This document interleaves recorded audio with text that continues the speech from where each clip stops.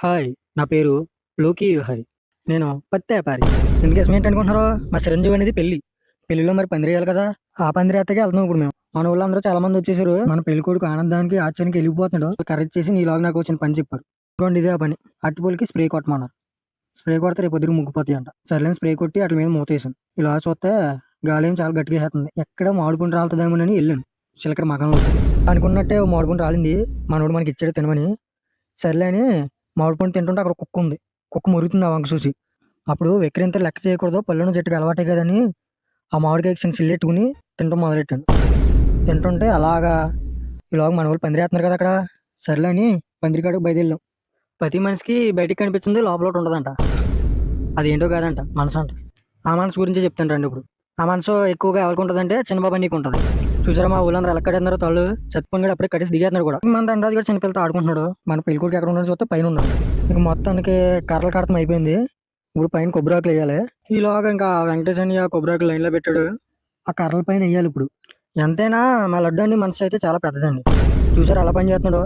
ఇంకా అలా ఒక్కో ఆకు అందిస్తూ ఉంటే అలా మన వాళ్ళు వరసెట్టి ఒక్కో ఆకు అలా పైన వేసేస్తున్నారు. ఇప్పుడు పైన అయిపోయింది. సైడ్ కట్టాలి. సైడ్ కర్రలకి ఒక్కో 2 ఆకులు వేసి మెలేసి అలా ముడేయాలి. మా కిట్టుగాడు వేస్తున్నాడు చూడండి. మన సత్యపూన్ గడికి ఏమో అది ట్రైనింగ్ రాదు నేర్చుకుంటున్నాడు.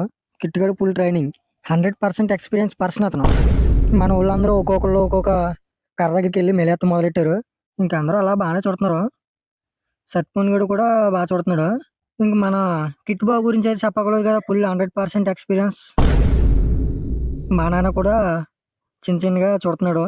మన పెళ్ళికొడుకు ఏమో నవ్వుతున్నాడు. అందరూ ఎలా చేస్తున్నారో ఏటని. ఆ చూపు చూడండి. ఆ ఆనందం చూడండి. మనసులో ఏదో ఇక మొత్తానికే మన పందిరైతే అయిపోయింది. చూడండి ఎంత బాగుందో. అందరూ బాగా చుట్టారు. సైడ్ కూడా. ఏదేమైనా బాగా చేశారురా. అది ఉండాలి. అది ఉంటే చాలు మనుషుల్లో. మరి పందిరి అయిపోయింది. సరే భోజనాలు ఉంటాయి కదా. అది గురించి వెళ్తుంటే పెళ్ళికొడుకు నవ్వుతున్నాడు.